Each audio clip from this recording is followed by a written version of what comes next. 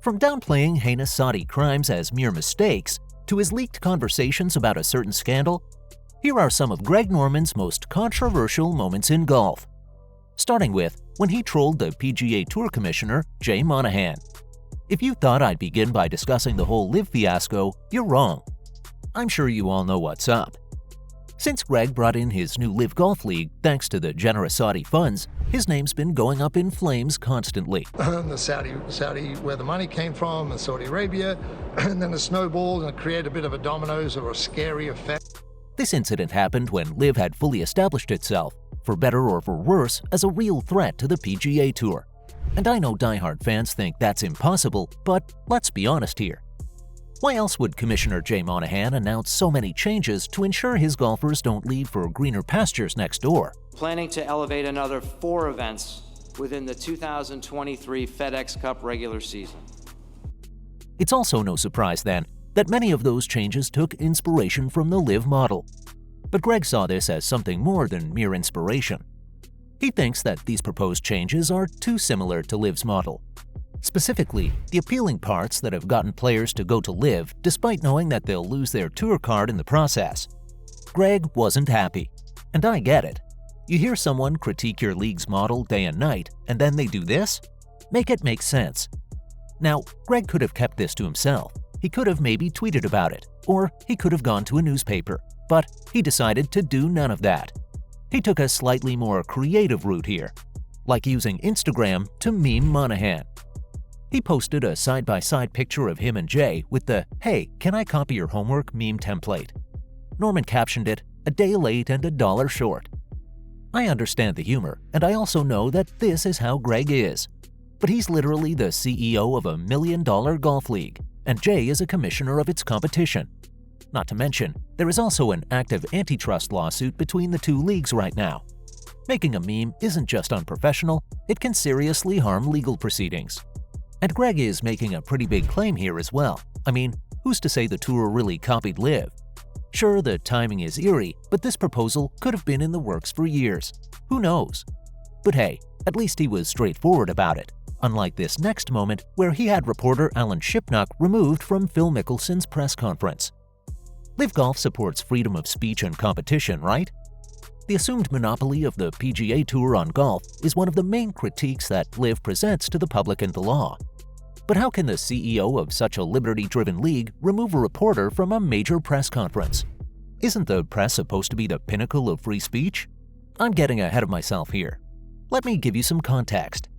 So, Alan Shipnuck is a big name among golf reporters and editors, and he's also known for breaking many of the biggest news stories in this sport. Phil Mickelson, as we all know, was one of the first golfers to leave the tour for the new Saudi-funded league. After joining, he constantly defended Saudi Arabia when reporters took digs at the country for its human rights abuse. But Shipnuck had revealed that Phil called Saudi scary just months before joining LIV. Yikes. That caused some great drama on Twitter. Mickelson instantly changed his stance after joining LIV, saying that he'd never even done an interview with Shipnuck before. You know, I think a lot of Rory. I really have the utmost respect for him, and I look at... And everyone knows that's a lie. Flash forward to LIV's inaugural event in London. Now, Greg didn't want anything compromising his new beginning, and Mickelson's press conference could make or break things. He had to make sure no one was there to mess it up, and Alan could ask Phil something about his denial of an interview. So he had him removed. And it wasn't a simple removal.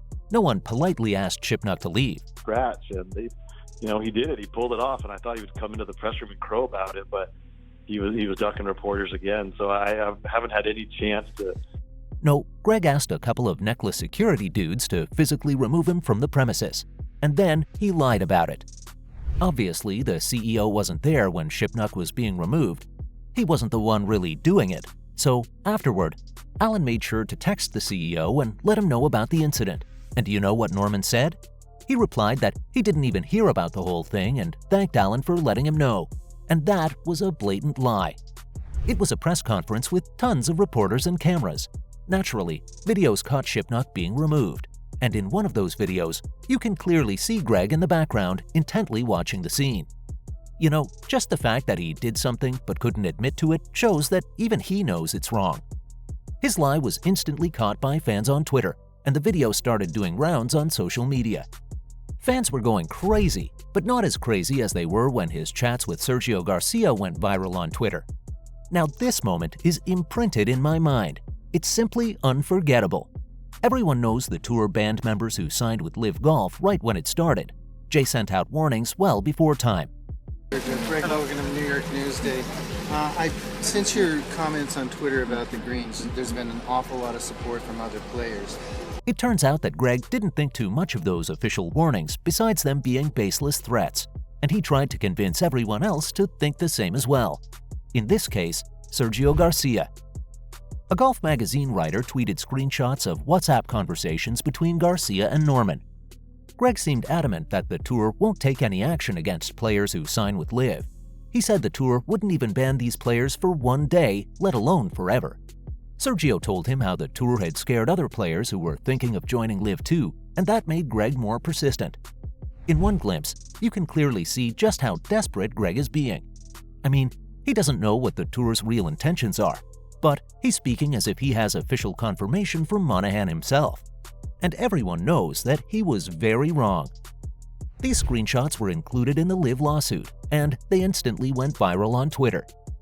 Most fans were already supportive of the tour, and this just gave them a chance to take shots at Greg and his new league. They laughed at how overconfident Greg was about his perceptions of the tour, and how wrong they turned out to be. Now, everything so far is more humorous than it is serious in my opinion, but Norman isn't just controversial because he's a fool. He also has some pretty messed up opinions. Remember when he downplayed Saudi Arabia's human rights violations? Live is funded by Saudi Arabia's Public Investment Fund, and so it was considered to be Saudi's way of sports-washing their human rights abuse record. And naturally, Greg was heavily criticized for representing it as CEO.